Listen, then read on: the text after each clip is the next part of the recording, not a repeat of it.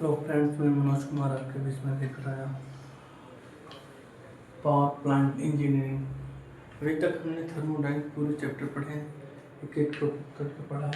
आज हम देखेंगे पावर प्लांट इंजीनियरिंग। इसमें पहला है steel formation property in process.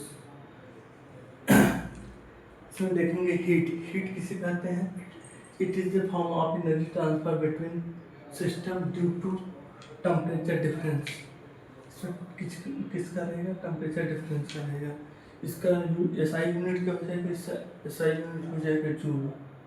अगर सीजीएस यूनिट देखेंगे तो हो जाएगा कैलोरी।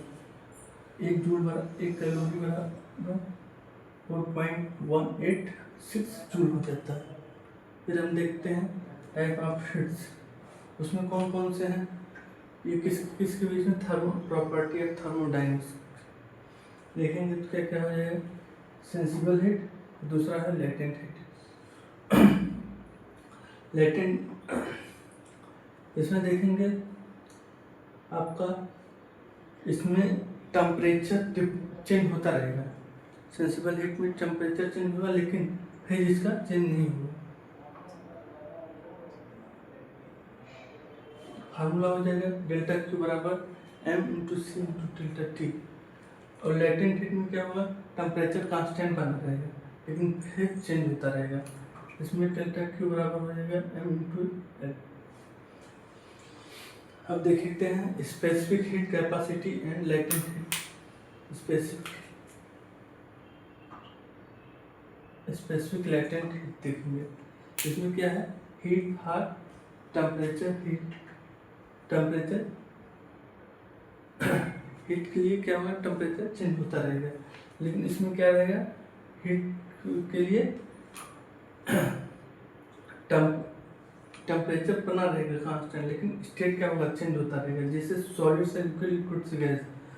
फिर इसमें फार्मूला है Q इक्वल टू m/c/ΔT, जहाँ C क्या है? स्पेसिफिक हीट कैपेसिटी है। और इसमें क्या हो जाएगा? Q equal to m/L। L क्या है? L है latent heat, specific latent heat हो जाएगा। इसमें क्या हो जाएगा? इसमें capacity, heat capacity, specific heat capacity का यूनिट क्या हो जाएगा? Joule upon kilogram kelvin. और स्पेसिफिक लेटेंट हीट का यूनिट क्या हो जाएगा? Joule upon kilogram. इसमें क्या है? देखिए, इसमें टेम्परेचर चेंज होता है। आइस का टेम्परेचर दूसरा रहेगा। मान लीजिए आइस के में 20 डिग्री हो जाएगा और इसमें क्या हो जाएगा? 80 डिग्री हो जाएगा। टेम्परेचर चेंज हो रहा है। और इसमें क्या है? आइस का 0 है, डुबा दिए हैं तो वाटर भी क्या हो जाएगा? 0 हो जाएगा। और इसमें देखते हैं स्पेसिफिक हीट के लिए CW क्या हो जाएगा? वाटर के लिए देखेंगे तो वैल्यू इसका जाएगा 4.18।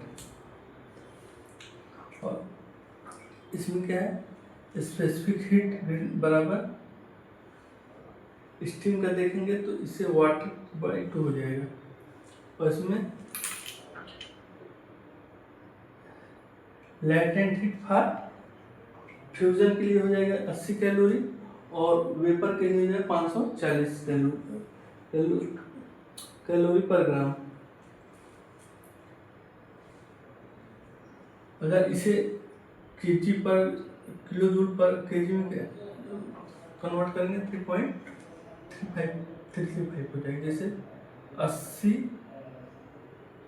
कैलोरी पर केजी है, अगर इसे जूल में कन्वर्ट करना है 80 गुणे 4.18 से मल्टीप्लाई कर देंगे तो हो जाएगा अपना 335 किलो जूल पर केजी।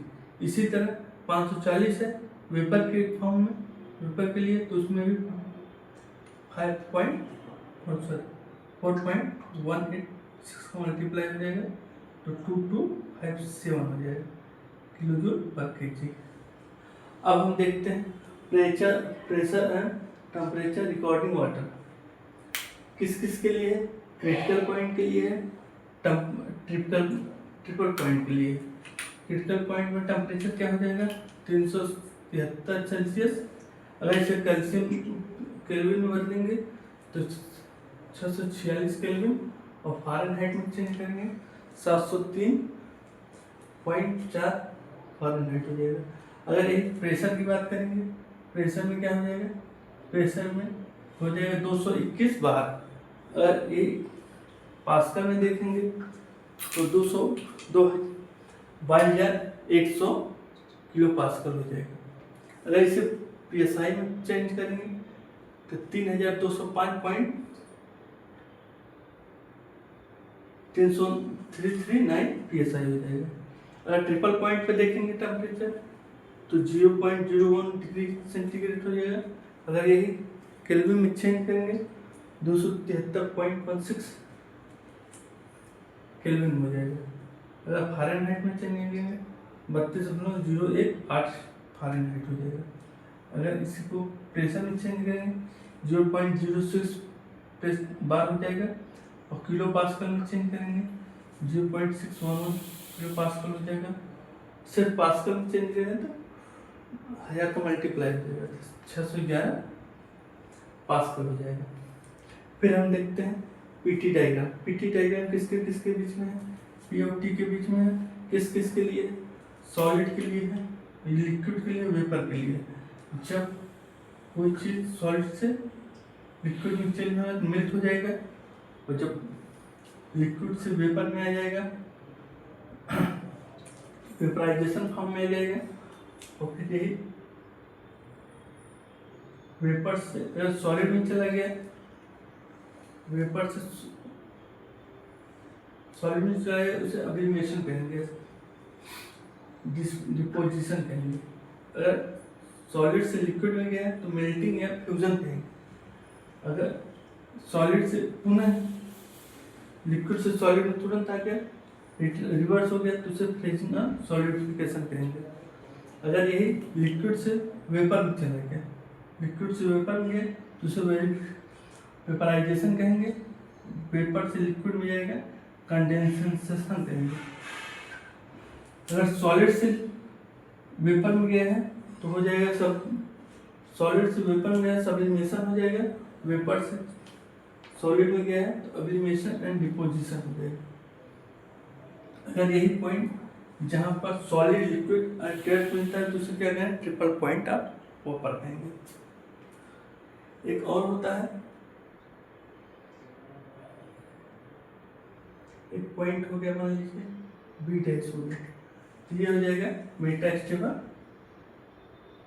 ओबी। ओबी का पॉइंट देखेंगे ये हो जाएगा मेटास्टेबल हो जाएगा, मेटास्टेबल। ओसी कौन सा कर्व कहेंगे, ओसी को कहेंगे फ्यूजन कर्व, फ्यूजन कर्व। और ओए को कहेंगे वेपर कर्व, वेपर कर्व। ओबी क्या कहेंगे, सब्लिमेशन कर्व। और यही जहां पर